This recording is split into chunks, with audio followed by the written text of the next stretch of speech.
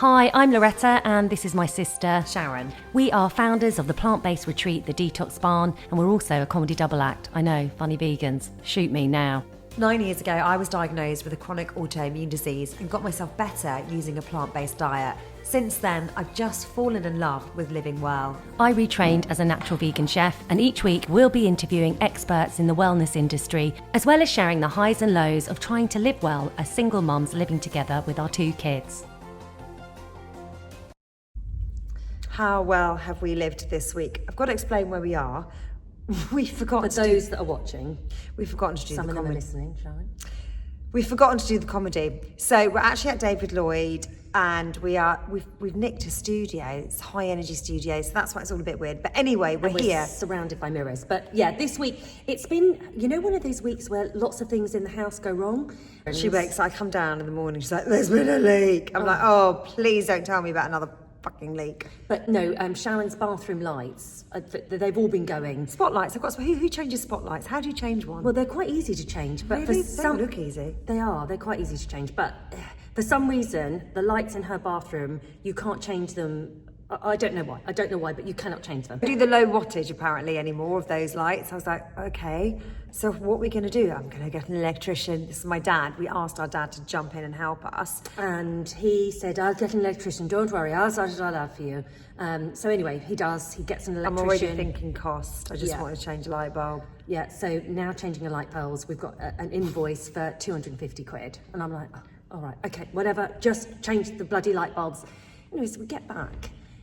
I walk into my bathroom, it's like as if I've been arrested and raided. The lights are so bright. I'm never like, seen anything what? like You it. literally go, whoa! But no, more than that, you go, fuck. I mean, it's like an assault On your the senses. senses, yeah. It is so bright. It's like, when you walk into a football pitch in the movies, and at night time they turn the lights on. And honestly, if you had epilepsy, it would trigger an attack. I mean, that's for sure. You literally walk in there and go, you actually get a headache instantly behind your eyeballs. That's how bright it is. Turn that light on in the middle of the night to go to the toilet, I think you probably could give yourself a heart attack. Yeah. You turn the light on and You go, go, "Ah!" It's like that It is stressful. so bright. So stressful. And also, at this stage of my life, I don't want to see my face that lit up. I don't want to see it. Can I just say, I phoned my dad up and I said, it's very bright, It's very bright. Thanks, Dad. And he's I like, bring the invoice round. It's 250 plus the VAT. So I phoned up the electrician and I said, look, it's very, very bright. I said, it's like as if I'm walking into a football stadium every time I turn the light on. Oh, I did say that to your father. I said, it's very bright. I said, we should put a dimmer in. But he said you'd needed to take your makeup off. I'm like, take my makeup off. I mean, basically, these lights are making me want to have a facelift. Yeah. They are so bright. I can see every nook, cranny, every crevice. I feel like I've aged about 50 years. I do not want lights that bright to take my makeup off. And also, as well, we've now started to see all the problems with the bathroom. Oh, Things yeah. that were hidden in dark crevices are now spotlighted. Yeah, It's like, cool. shit, that looks like there's been a leak there. What the there's- hell is that? It's just... Water damage up the wall. It's completely stressed us out. But then I'm also reading this book, it's called Happy Money, and it's good, but it's like, you've got to be really grateful when money comes in and when money goes out. So that 500 quid, because he had to rewire change the a whole light thing, bulb. 500 quid to change a light bulb. I'm like, you've got to thank it leaving your account. And I was like, thank you so much for changing my light bulb money. Thank you. Like, so it's nice that we're giving money to the electrician. Yeah, at least the electrician is earning money. Thank you. Thank you, and to I'm the so electrician. grateful just for the light. I mean, Yes, so lucky to have lights. So lucky Thank you. to thank you through gritted teeth. Thank you Obviously. for highlighting the leaks. Thank you. Thank you for the cracks. Thank you for highlighting how old my face looks. It's a privilege to get old. So privileged to be old. Oh. All through gritted teeth. I don't think that's the way you're supposed to do it, but that's why I'm having to do it through gritted teeth. I didn't want to spend 500 quid on changing a light bulb. That is the honest No, that's truth. the honest, but yeah, easy flow, easy flow, flow in, flow out. Anyway, this week we have got the incredible Will Chase, who is an amazing entrepreneur. He has founded some astronomically successful companies, from Tyrell crisps to Willie's apple cider vinegar, also a gin company. And he has so much insight into building a business, but also what actually makes us happy. Is it money? Stay tuned to find out. Enjoy. That was much better. Yeah. This episode is sponsored by us, Gavin Sisters, and our very first product, Funky Coffee. It's triple certified. Paid a fortune to sponsor this. Yeah, we're paying ourselves. Yeah. It's triple certified organic Arabica coffee, and it's boosted with potent adaptogens. The health benefits are many, but don't just take our word for it. Yeah, instead of us banging on about it, we decided to test our coffee out with our guests at the Detox Barn and take a listen to what they have to say. They're not getting paid. No one's getting paid here. Let's be honest. So we've just served funky coffee at the Detox Barn. What did everybody think? Coffee is delicious. Amazing. And it's not bitter and it tastes like real coffee. I was very sceptical, but absolutely it was stunning. Oh, lovely. Thank you. And did you find, because you had it yesterday, did you find you had a crash afterwards, or did you feel like you had sustained energy? Sustained, absolutely. Yeah, absolutely. They want to buy shares in the company. Okay, thanks everybody. For our listeners, you can get 10% off. Go to gavinsisters.co.uk and use the code podcast at checkout.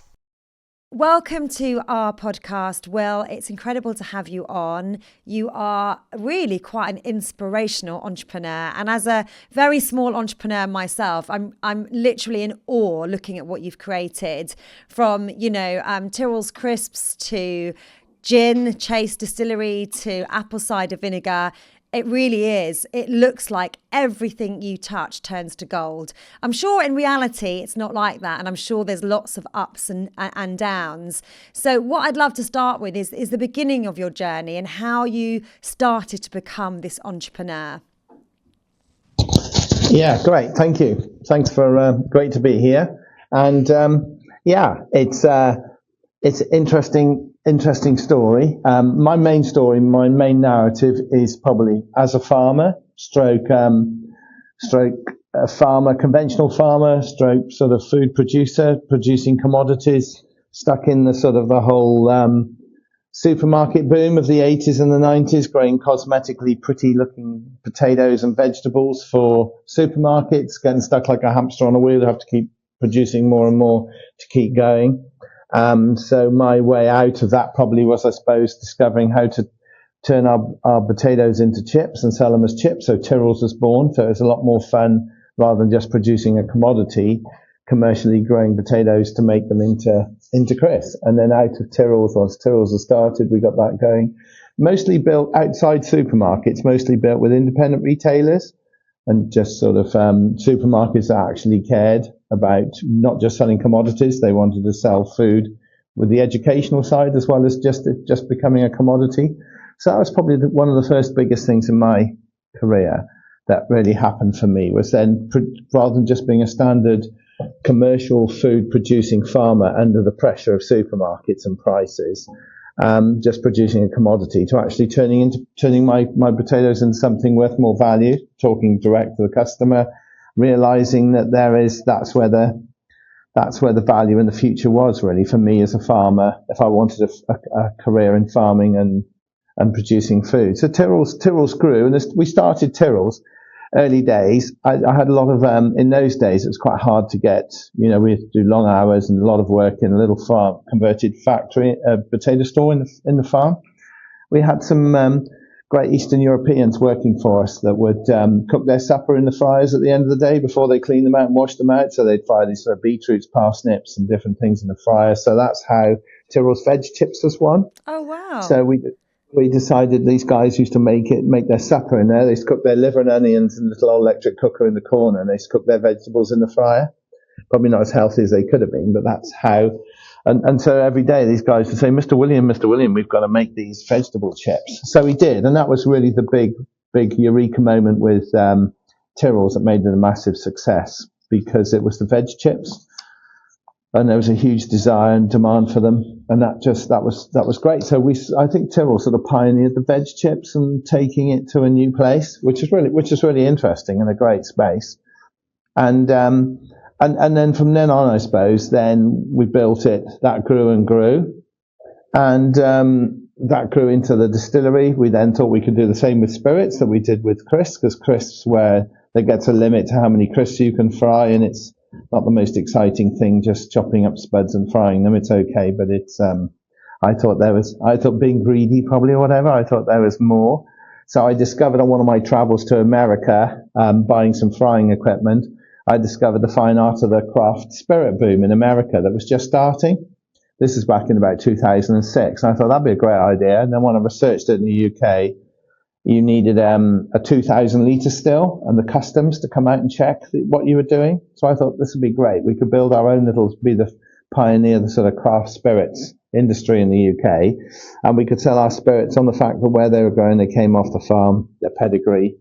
So that's how the distillery was born, really, Chase Distillery, and that came about. And in the long and the short of it, I don't think people probably did in spirits really care where they came from, because spirits was all about the occasion and not more about where they come from and their pedigree so much. Probably more so with whiskey and wine, but not so much with gin and vodka. Gin and vodka, it's all about the occasion.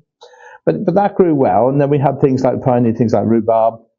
We started fermenting rhubarb and putting rhubarb into there. And probably the biggest thing in the distillery, in Chase Distillery, was pink grapefruit. For whatever reason, that was our vegetable chips at Tyrrell's. That was a thing that suddenly grew. Yeah. And at that time, there's probably a gin for every postcode now. Gin and distilleries are mushrooming. And so I was thinking it's getting quite crowded. So I was looking for the next chapter. And then another thing with my life as well, none of us want to get older, but we are getting older. And so I was like, longevity was quite a big thing for me. And then, so the idea, that's where sort of Willie's came up. We're already fermenting cider to make into gin. So then we learned that we can ferment our cider into apple cider vinegar and make vinegar out of it, and sort of join the whole sort of probiotic, fermented, gut healthy living food movement. So that's where sort of Willie's came along, and it's sort of to the degree it's sort of taken over today, and it's our number one business. And we're now taking it like we did with Tyrrell's and the distillery. We're in 20 countries at the moment, and I'd like to try and take it to 40 countries. The interesting thing about Willie's in the market of apple cider vinegar is there's nobody else in the market doing what we're doing commercially. There's nobody else making one with a real live living mother. So probably our biggest thing at the moment is telling everybody about the living mother. So that's where we are today. Sorry if that was long-winded. No, that's brilliant. That's brilliant. That's got you started. So, well, we're a wellness brand. So what I'd like to know, and Sharon and I are both entrepreneurs, and we're at the very start of our journey. We're about to launch our first 3 products. And, you know, sometimes it can be really overwhelming. Sometimes we're met with obstacles. Throughout your journey, I'm sure there were many low points. What did you use? What techniques did you use in order to overcome these low points? And what were the biggest low points? Oh, I think probably the biggest lowest points of all were trying to get customers to believe what you're doing. And so you've got to first of all believe in it. I think if you believe in it, you stand a big chance. If you're living and breathing it. And then the most important thing, obviously, is your customers, so your community, and building a community that buy into it and trust it. Because I think what I've learned with building brands is this trust. Trust is the most important thing from the customer. From me, it's always been talking about the farm, where it comes from, giving people total traceability and accountability for everything in that product, and at the same time, trying to make it taste as good or be as good as it possibly could. And the wellness market now is massive, isn't it? It's such an exciting place to be in, because you're doing some good. But on the other hand, as you said, it's got an immense amount of low points with it. So, you know, for me, we had a lot of low points with Willie's. We started making kombucha and trying to put it into cans and things, and had exploding cans, through to all sorts of different ways of trying to be a pioneer in something that you can't really do. So moving on, it's sort of a space where to get over the lows, I think you've got to be prepared to try. My advice to you guys is to keep trying lots of things on your community and involve your community. So get them everything you make and do, get it out into their hands and see what they say. See if they like it. If they don't like it, always use them as a sounding board. Use your customers as your marketing. Yeah. Don't have to worry about Black Friday and knocking money off or doing anything like that. Look for their love for those customers and what you're making. And how do you personally cope with the stress? Because it is quite stressful when there's a lot of money on the line and you're dealing with employing people. How do you go? How do you not panic?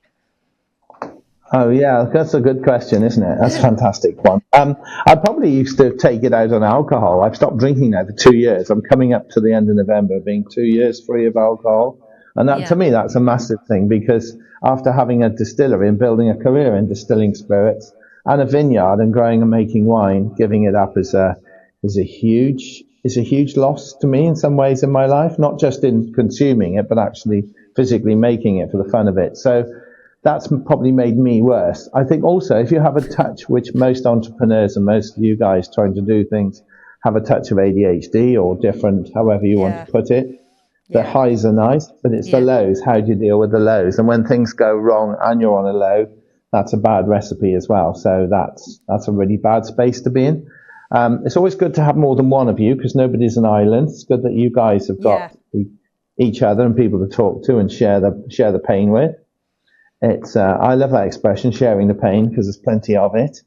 So you need somebody to share the pain with. You must never share the pain with your customers. Everything's got to be positive and lovely with your customers. But internally, between you've got to share the pain. So keep trying things. There's no guarantee. There's no book of. This is one thing that sort of in this day and age that worries me a little bit. Everybody's a success. You've got so many podcasts. You've got so many places you can become a millionaire. It's so easy and it's not easy. No. And I know to every success, I've had thousands of failures. You only hear about people's successes. You don't hear about their failures. I've tried so many businesses that have failed, and they are really disheartening. And it's just having the strength to get up and go again, because you only get one life. You only get one time to shine. Yeah. And it's your time now, and make the most of it. Make it shine, and make everybody shine with you. And then it's a success if you can strike it. And never take no for an answer. Just keep turning over, I guess. Yeah. I just want to go back to a couple of things that you've said. One is alcohol. So Loretta and I gave up alcohol 13 years ago. And I've got to say, I think you're probably still quite early on the journey, but it's the best thing I've ever done with my life. And my only regret is that I didn't give up earlier. And I love to drink. And we come from a large Irish family, so we're literally like and I went to Napa weirdos. Valley with my ex-husband, and I love the ceremony of wine and the tasting the wine and the ritual and all of that. I loved it. But I can honestly say it's the biggest piece in my life that has led to the most contentment, and it's that eudaimonia happiness. It's that low level of contentment that leads to ultimately a much larger happiness. So I know what you're saying, because my dad gave up alcohol around the same time, and he's Irish, and whenever I ask him about it, I'm like, are you so glad you don't drink now, Dad? And he's like, still miss it. He's slightly still angry. But I do think it does lead ultimately to a lot more happiness. But going back to the entrepreneurial journey, so Loretta and I, obviously at the beginning, we've launched a mushroom coffee that is actually doing incredibly well. But we are literally from the grassroots. We are out at market stores. We are getting our customers to taste it. And it's built really organically. And it is doing well in a very small scale. But as we start to grow a little bit, and we're about to launch 2 more products, it's the whole cash flow. It's like, do we remortgage? Do we do this? You kind of like, and I don't know whether females, and this might sound a bit sexist, are a bit more risk adverse, and whether we're built that way as well, where you always naturally could take big risks, and you could sleep at night type thing. Was it a natural ability you had? No, I can't sleep now. I'm even worse now. I think I'm down to 2-3 hours. Oh, wow. And because I have this trouble with the monkeys, and they always say, I went to Bhutan to find out all about the monkeys. So the monkeys are when you wake up at that 2, 3, 4 o'clock time, and then you have one monkey on your mind. One monkey starts reminding you about things that's going wrong or things you should have done. Then it's joined by another monkey, and then before you know it, you've got 10 monkeys shouting at you. So you've got to get up.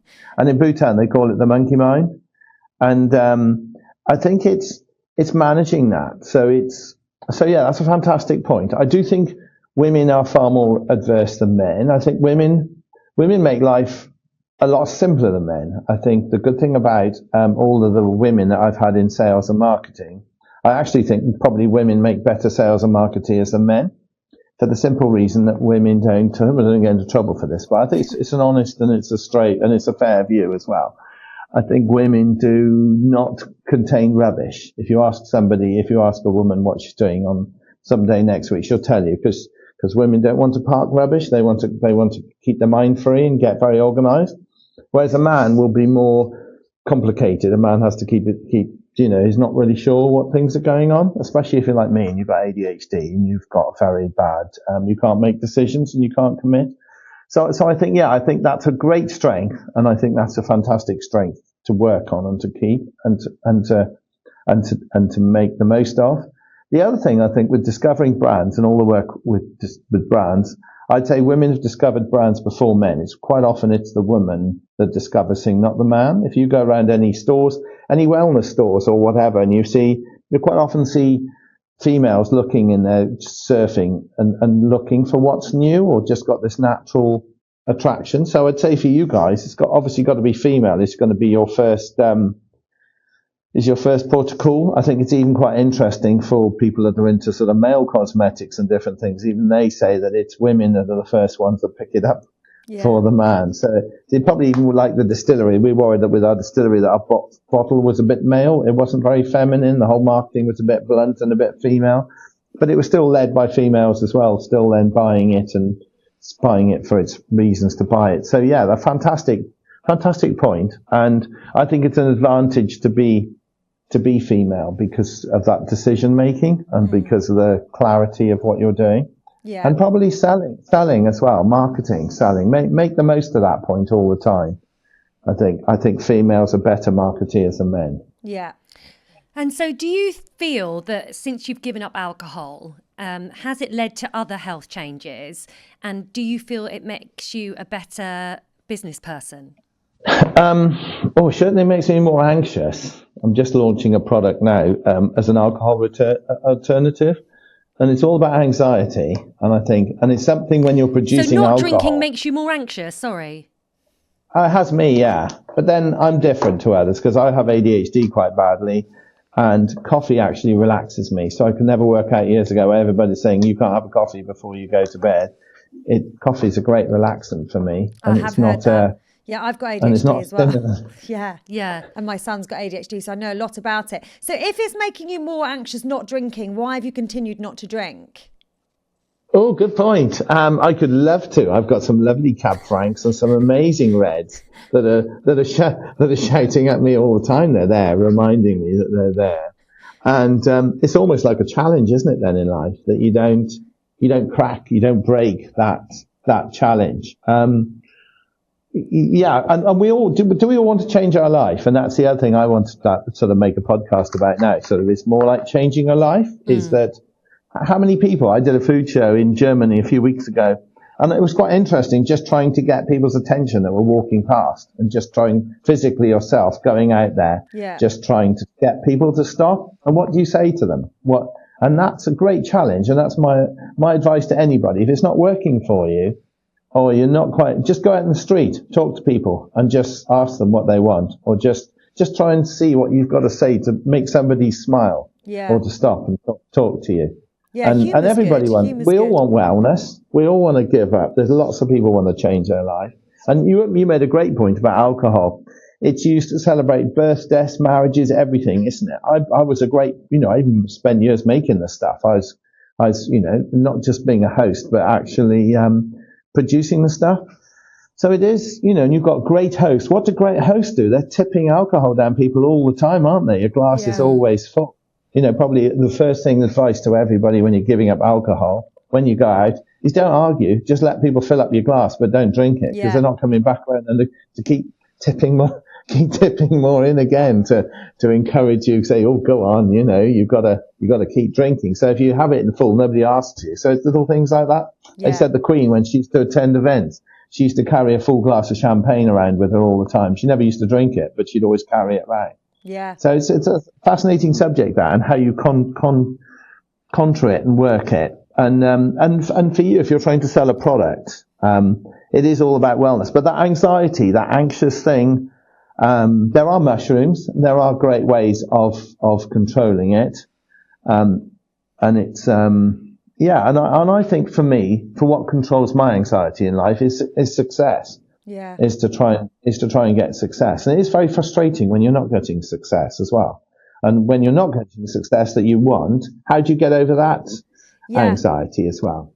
Yeah, it's interesting, the whole anxiety in business. And Loretta and I's background before we, are doing what we're doing now, we were comedians. So, we've had the highs and lows. There's nothing better than the high from doing an incredible gig, and there's nothing worse than the shame of failing. But it teaches you quite a lot, and it does teach you resilience. So what I wanted to, because you're incredibly successful, so you're sort of, you're so far down that path of success, although, it sounds like you're always wanting more. Would you say, like, with the success, obviously you would have brought you a lot of wealth. And this is a question that I'm always a bit obsessed with, has wealth brought you more happiness?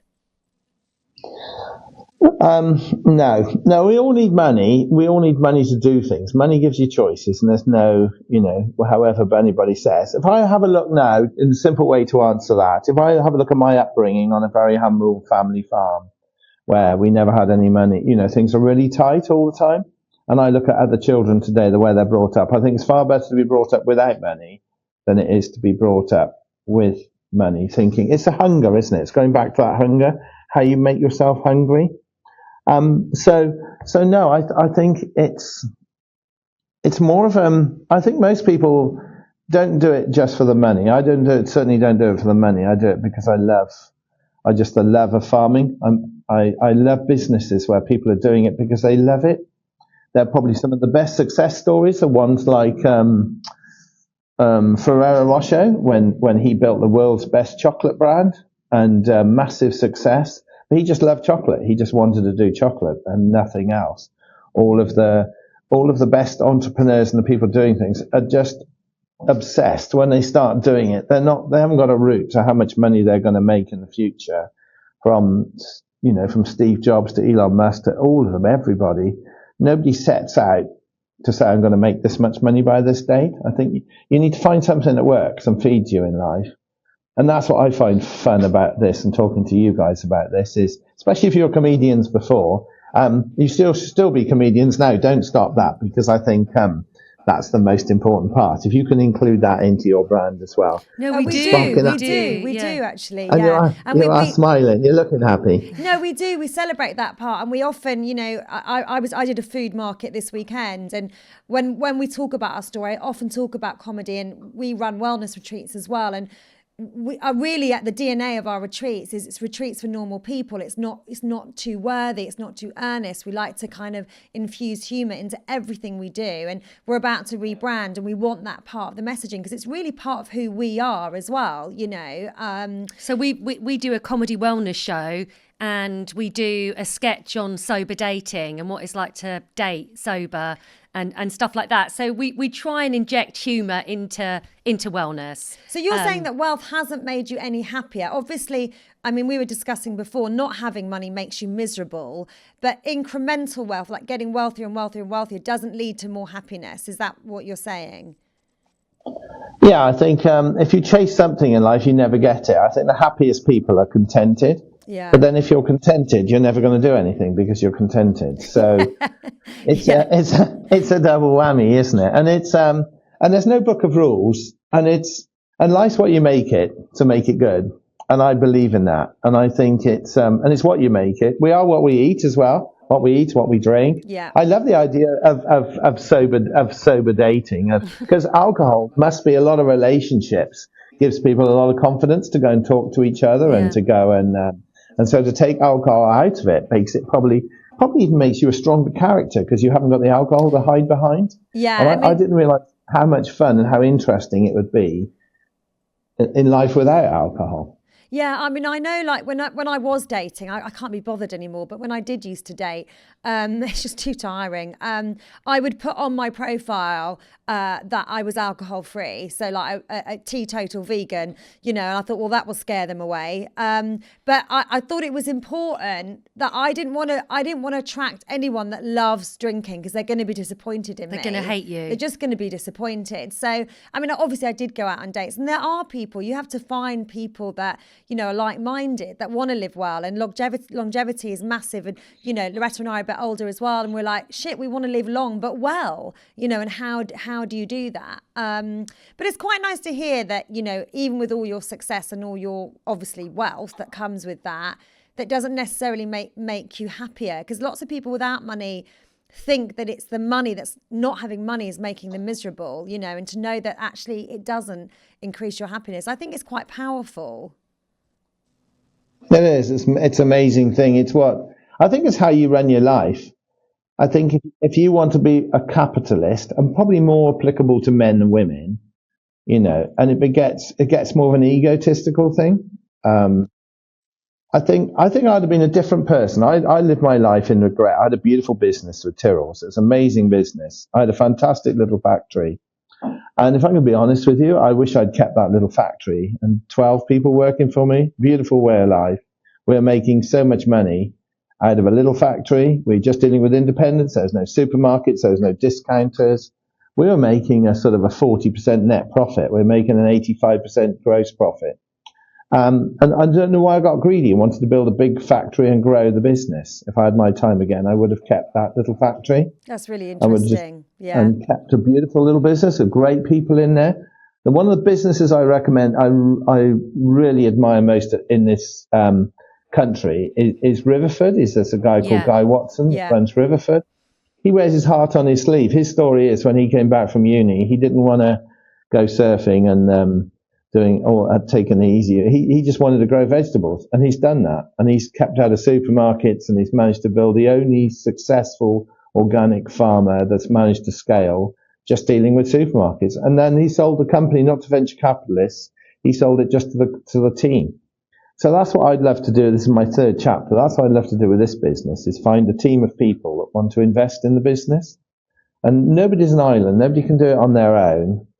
And probably that's one thing I learned when I left Tyrrell's and I sold that, was actually the success was in the people. It wasn't me. It wasn't the brand. It was the people that made the brand. Yeah. So, and those people, if they enjoy coming to work and they love it, you two sound like you love it. And as you grow and you do more things, you've got to must make sure you get people that share the same journey with you, with the same sense of humour, the same desire, the same, you know, and it's got to be a laugh every day, hasn't it? I think you've got to go into work and you've got to love it. You mustn't have that songs of praise, that sad feeling on a Sunday night going to school Monday. You've got to look forward. It sounds a bit weird, but you've got to look forward to Mondays and look forward to the business. We were saying, look forward to problems. Yeah, we were saying the other day, actually, Will, Loretta and I, we were saying, oh, isn't it lovely? Like, I never have that Sunday feeling that I know a lot of people have in life. Like, I used to have it at school, that, oh no, back to school. I never have that feeling. And we do generally look forward to the week. So when you sold Tyrrell's,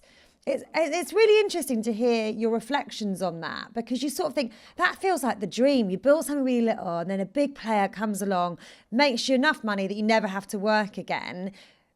But that obviously didn't land the way you would think it would land. No, and I think I was probably greedy, thinking I could do it again in an easy way. Right. And I chose a lot harder subject. You know, let's face it, who's not a sucker to a packet of crisps? You know, if you can't sell a packet of crisps, it's difficult. When you've got a super premium bottle of spirits, it's probably worth 50% of a lot of people's weekly shopping basket. That was quite a big, that was a big jump to go and do. And now even selling wellness now, it's not easy. There's not that much. You guys are in wellness. I'm in serious, organic, healthy, farm, true, healthy wellness. I'm not into pills and potions. I'm just into natural things. We'd have eaten 100 years ago. I think if we eat our food the way we ate it 100 years ago, we wouldn't have all these problems we've got today. And that's what I'm trying to build in this business. But I've only just realized I'm on my own here. But I think there's only 2% of the population max that's with me. I think from something like we were talking about organic food to something like Riverford, it's probably only 2 or 3% of the population that actually really do understand the benefits. Most people want to we spend 7% of our income on food, and the rest people have got their iPhones or all their other things they have to buy. I think food is probably the most important spend we do. And so without being boring about all this, I think that's an interesting space, how that's it's an education piece, isn't it? I think a lot. It is, yeah. And it's Yeah. changing. Even with my parents, and as I said, I think one thing you said as well, which was really interesting, was people say to me, well, when you sold the business, why didn't you just retire? If I was the sort of person that would have retired, I wouldn't have done it in the first place. Yeah. So sorry to, yeah, what were you going to say? Sorry. No, I was just saying, I think it is an education piece. And obviously we run wellness retreats. And I don't know if you know Sharon's story. The reason we got into to wellness is Sharon had a severe autoimmune disease. She was basically wheelchair bound, and she used diet and lifestyle to reverse her autoimmune disease. I did it all along with her. She's now back running. She's off all drugs. She did stuff that the doctor said wasn't possible. I also left my very toxic marriage, which I think was part of the main stressor on my immune system. But, my parents, they've seen this, they've witnessed it, and, I speak to them about it, and, they still don't really understand it. My mum's going, I'm awful worried about Sharon, she's eating too many vegetables. And I'm like, she just, or she'll say things like salad in a bag can kill you. I've read salad in a bag can kill you. And I'm like, no, Mum, salad in a bag can't kill you. So I think people are so uneducated and so confused by the mixed messaging. It's changing. Yeah. Like, if you look at Tim Spector, if you look at That's the #1 podcast, the Zoe app, people turn up to our retreats with Dexcom monitors, monitoring their blood sugars, because people want to know this stuff. And it's the biggest change in behavioural change that isn't really been that government led, that people are stopping drinking, 18 to 24-year-olds, like alcohol-free market is obviously exploding. And it is changing. So I think the appetite is growing. And you're right, people won't spend £1.20 on organic cucumber, but will spend £10.50 on a bottle of wine, because it's what do you value? They'll go for a 50p non-organic cucumber, but they don't blink twice about buying a bit more of an expensive bottle of wine. So there is education that needs to happen.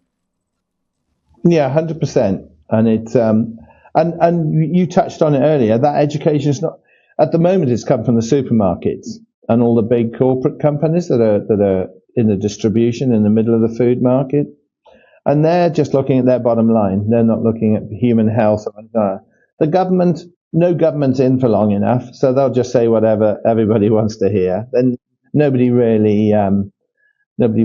governments have really been. So you're quite right, and it's down to individuals like yourselves to actually change the status quo. And with social media today and the route to communication, it is possible as well. It's possible to make the change.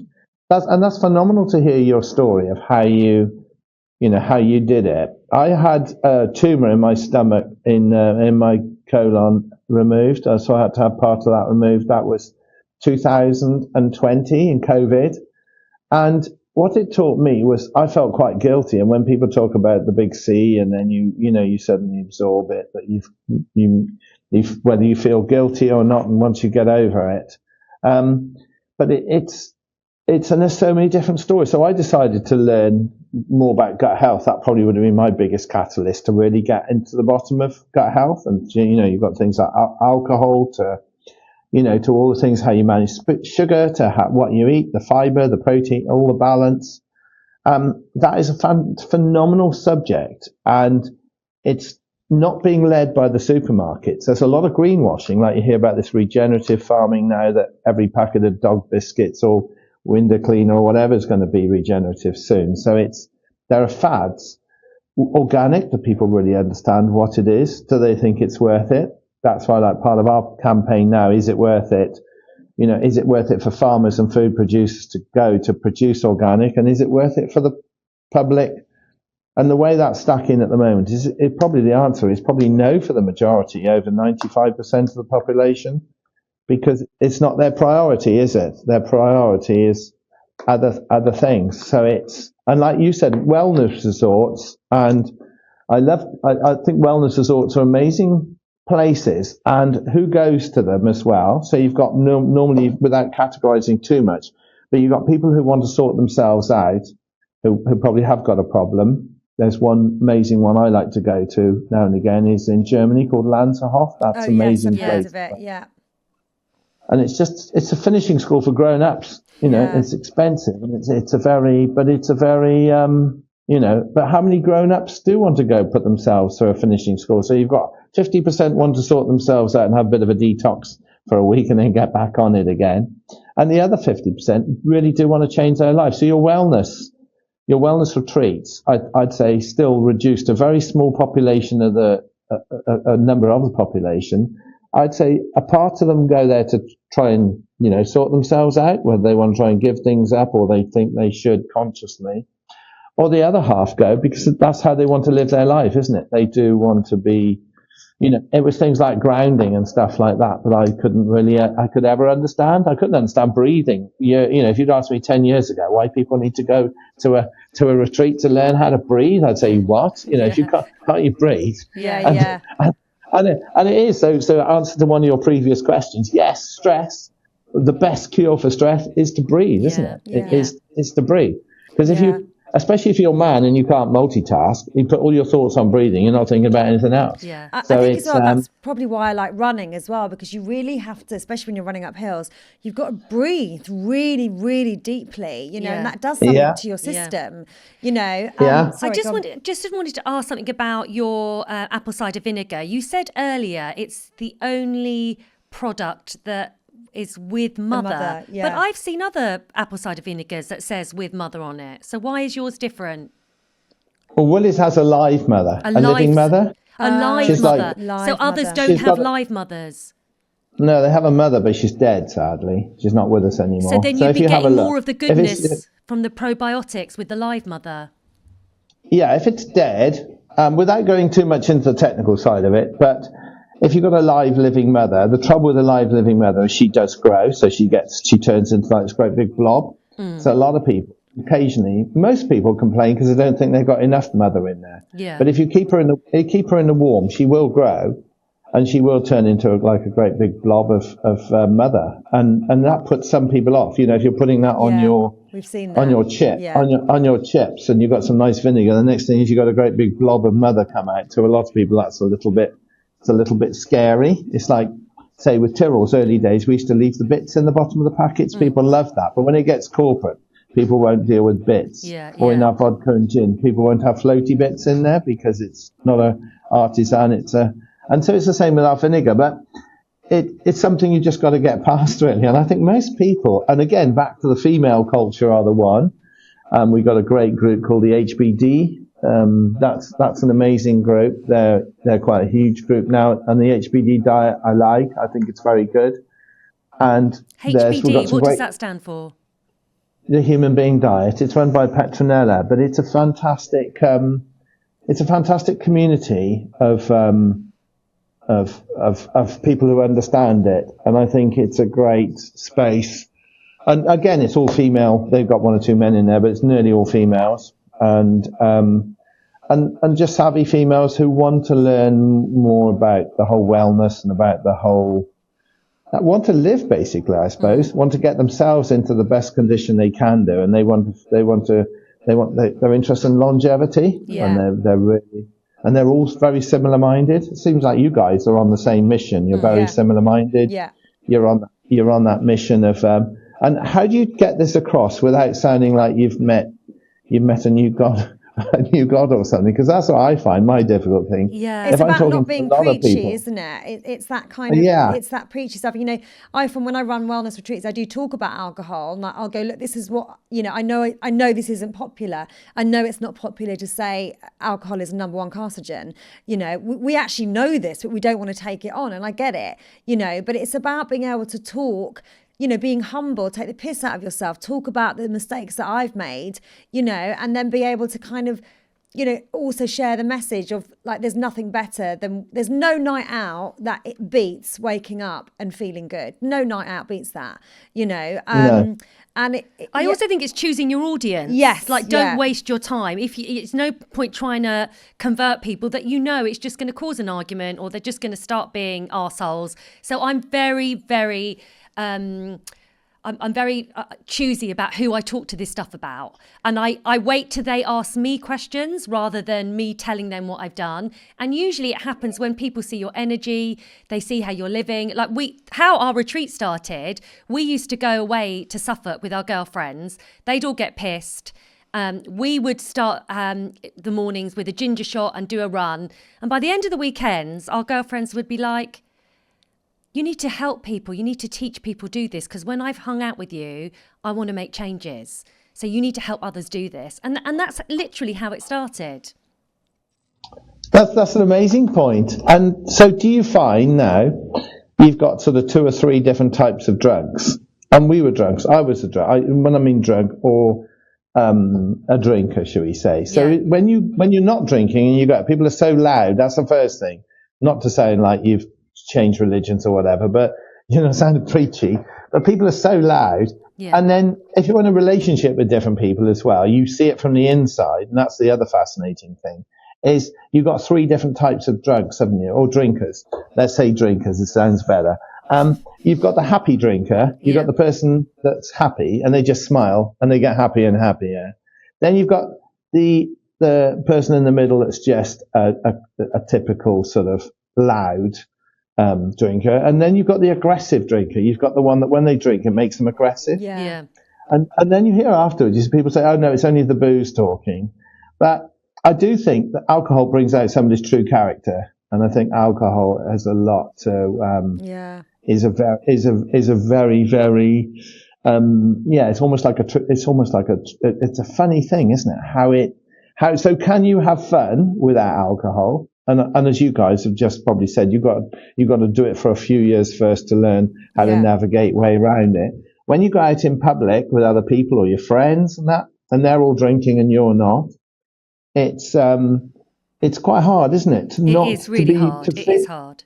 Because I even get that now in a group now. If I'm not drinking and consciously they're all drinking and they're all really loud, and I'm stood there.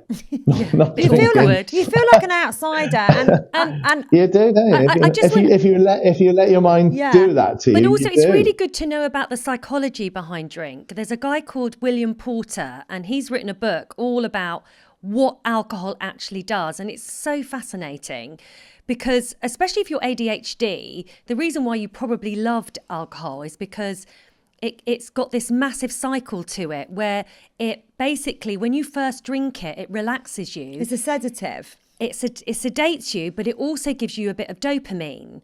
And then as that dopamine wears off is why you want the second glass. And that just keeps going round and round and round and round.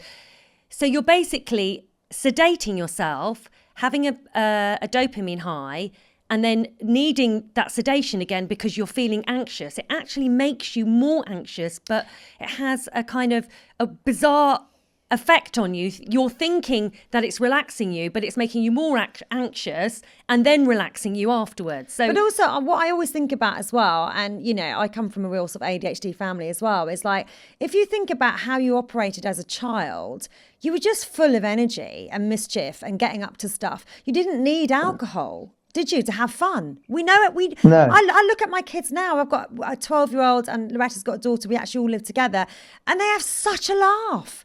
And I'm like, that's who we are. That is who we are at our core. And something really sad happens as we get older. So if you guys had your life again, it's an amazing point, this is, and you had not drunk, you'd have had different friends. You would have had friends who would have humoured you and tickled you and made you laugh in different ways than if you're having alcohol. So if you're having fun with people with alcohol, you're having a different relation with people if you're not having alcohol. It's a different form of resource almost, isn't it? And that's a fantastic point. So how can you get your kicks? How can you get your fix without alcohol? And there is nothing to replace it. And I don't exercise. think Exercise everybody's looking. And we could all have wonderful products. So it has to be exercise to get that. Well, I think if you're looking for dopamine, which I think you are when you drink, I think dopamine, really, that exercise really helps with that. But you can still have a laugh. I know what you're saying. Look, when we first gave up alcohol, I went on a bloody Hendy, and all my friends were really disappointed. Both me and Loretta weren't drinking, and they were like, this is going to be crap. And I had to be more extrovert sober than I've ever been in my life so that I didn't ruin the party. I was going up doing dares. I was slightly checking in with Loretta going, oh shit, how much longer we got to do this for? But I still had a good time. And if you've got good company and you're with curious minds, I mean, I've got a friend of mine, Jenny, she doesn't really drink anymore. We can sit around a table, we'll talk, we'll laugh, she'll tell stories. You got to just find the right company. Do you know what I mean? But I know that feeling of feeling like an outsider. I recently went on a trip, and it was with, friends and family, and they were all drinking, and I felt like an outsider because I was also the only single mum there as well. And I felt deeply uncomfortable. And in the end, I volunteered to go and look after the kids so that I didn't have to sit around the table. But I knew I wasn't missing out. That's the difference. I'm not thinking, oh, I wish I could be them and get drunk and be loud.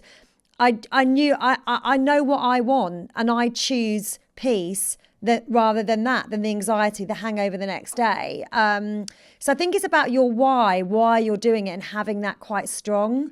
And that helps the decision, and it helps you repeating the behavior of not doing it. Exactly. And getting the humor into it. What I love about you guys is from the humor side of it, is from simply doing it from humor. You're coming into this from humor. This is so interesting. It's such a fantastic thing to talk about, the whole wellness, healthy, longevity. The biggest part it plays in it has to be alcohol, doesn't it? I think. I think it is the biggest part. If you were a drinker before, I'd say the majority of people in there. When do you think wellness really does start? I know the next generation now are really keen into it from 20.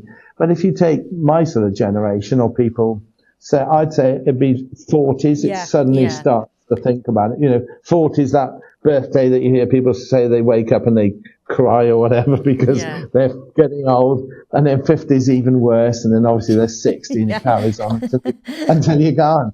But it's not easy, is it? Getting older, it's not easy. It's not easy, and how you can embrace it. What I love about it is embracing. I love to see these people in their 70s that are still doing things. They can put their shoes on, stand on one foot, and still put their shoes on. They've got themselves fit.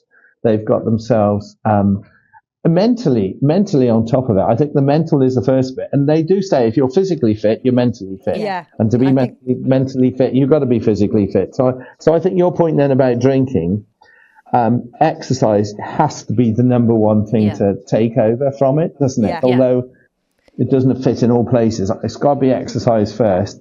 The second thing is like managing your mind then. It's like regrets and choices and it is. And that's where people say that's where obviously finance is the most important thing, because if you can, it's all about paying your bills and having the freedom to do what you want to do when you want to do it.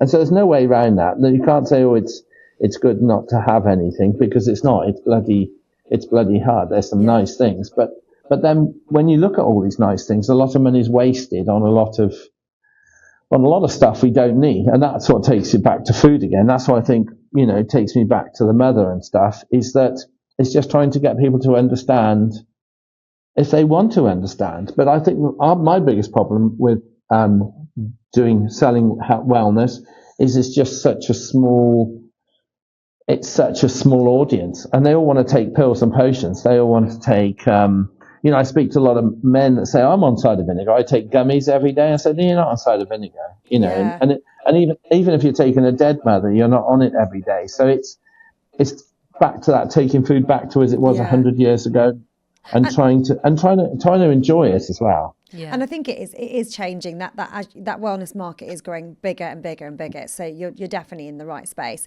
I'm just aware of time. Got time for one more question? Yeah. Is that all right with you? If we just finish off? Yeah, fine. Yeah. Make it. Yeah, should we make it funny? Yeah. Oh no, the pressure now. Got nothing funny to say. You got to find something. We got to do this again then, so we can make it funny, because that's the best cure for all. Laughter. And that's what anybody wants to, is laughter, isn't it? So, sorry, I was do you know what? interrupting. Life without laughter, you know what I mean? Like, it'd just be dismal, wouldn't it? The amount of times me and Sharon were in the most dire situations and we just look at each other and start laughing. If someone's done something, or, it's such a tonic to be able to laugh at yourself and others, I think it is fantastic. Just finally, because it's such an insight to talk to you, obviously, about your entrepreneurial journey and regrets and looking back. What advice would you have to give any entrepreneurs out there starting out that you wish your younger self knew?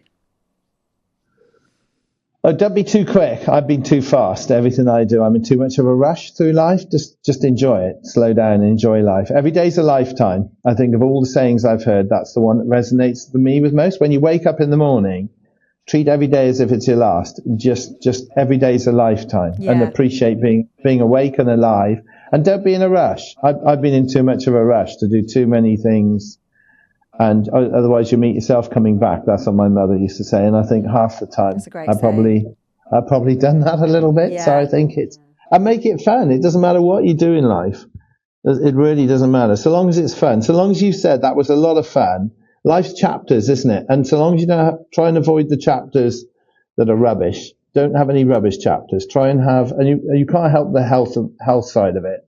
But as far as the mental side of it goes, I'd say it doesn't matter whatever you're doing, so long as you're enjoying it. You could be doing anything in life. And meeting you two guys, we've got to make more. We've got to make fun. We've got to inject more fun into this. You've got to laugh more, because that's you've cheered up my day. I was having a pretty shit day. And that's nice. That's nice. It's been great. I was saying to Loretta, great talking to you guys. I was saying to Loretta the other day, actually, and we were talking about projections and what do we want to do and how do we want to turn over, and we want financial freedom. And then I did say to her, and I am really aware of this, I sort of said, you know what, if we're constantly thinking about the future and what we're trying to build, we're forgetting that every day is actually our life. So as long as we're enjoying every day, we're good. It doesn't matter if we get there or not. It doesn't matter. Just enjoy the journey. I know it's a bit of a cliche, but it sounds exactly what you're just saying. Yeah, that is only now. When I went through my, when I had that tumor and I went through a massive low and I overanalyzed life, I read all the books on meaning of life to all of the, and you can get lost in that world if you're not careful. There is only now. That's the one thing we all pick up, isn't it? There's only now. There's only today. And make every day a lifetime. And especially after talking to you guys as well, it's humour. It's been great. You've inspired me on the humour side. And I think there's a lot more to be done then with the sort of the whole Zoe Ball and the alcohol free sort of, fun from not drinking. If you can have fun without alcohol, that's what it's all about. And satisfaction, it's relaxing, isn't it? There is. I just want to recommend a really good alcohol. I think you might be going to the obviously alcohol-free space as well, but I don't know if you've drank it. If you haven't drank it, I really recommend it. It's Fortnum & Mason's sparkling tea in a champagne bottle. That is my go-to if I want to celebrate, and it tastes amazing. It tastes like champagne. That's fantastic. That is so I was wondering what you were going to say then, but I think that is the right answer, because there's so many options out there that are just full of sugar. Yeah, this is a fermented tea. Yeah. So if the other one we like is it Naughty? Oh yeah, Thompson's Naughty Prosecco is pretty good as well, actually. But my favourite is, we had Fortnum & Mason. It was my nephew's 21st on Saturday, and we had the Fortnum & Mason. Because sometimes it's just the ritual, and I felt like I was celebrating, but it tastes really good. So yeah, check that out. And this tea, it's not like something is trying to be something it's not. It's not a replacement. It's just tea. Some of them just taste disgusting. And we all love tea, don't we? Tea's fantastic. Tea is probably one of the best. Yeah, it's a fermented tea. It's really good. So check that out. Thank you so much. I don't want to keep you any longer. I know we started really late as well, so the studio probably want me to wrap up. But thank you so much. Also, we'll send you a bag of our coffee. We'll send you some coffee. Okay, yeah, and let's talk again. Let's talk about how you can have fun without alcohol. Yeah. How you can market wellness. Yeah, that would be brilliant. And to get that. Okay, we're looking for a mentor. If you can make people laugh. We're looking for a mentor, Will. So if you're offering, we accept. Yeah, you can make. If we can make people laugh together, we're definitely. Okay, brilliant. Thank you so much. I really enjoyed this morning. Thank you. Bye. Thank you, girls. Thanks. Lovely to see you. You've been listening to the Gavin Sisters Wellness Show. If you enjoyed the show, please follow us, share, spread the word. It will really help. And obviously, if you didn't like it, then keep stum. We're single mums.